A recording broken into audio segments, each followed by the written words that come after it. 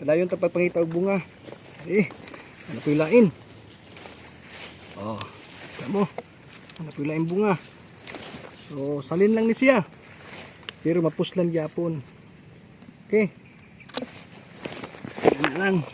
Intercropping. Ilhanan jud nimo nga guwang na siya kay nagputi-puti na.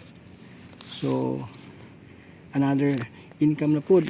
Masipag ginagmay pero naa. Mabuhi gyapon ta. Mangita na po taglain. Let's go! Natay isa ka bayi nga bulak diri. Na ibunga. Yan ay bulak. Muna sa ilhanan sa bayi nga bulak. So ganina, mga alas 6, nag-open na ni siya. Pagka alas 7, nag-close na ni siya. Unta na pollinate na ni siya ito ang mga pollinating bee.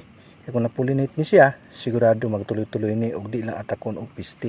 Atakon na sa piste, tagat kunin bunga ha. Di ginato ni siya mapuslan, di gini siya ma-harvest. Mag-ampo lang to sa kinaiyahan nga tagaan siya protection.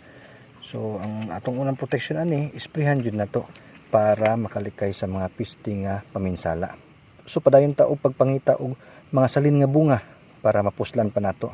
Let's go.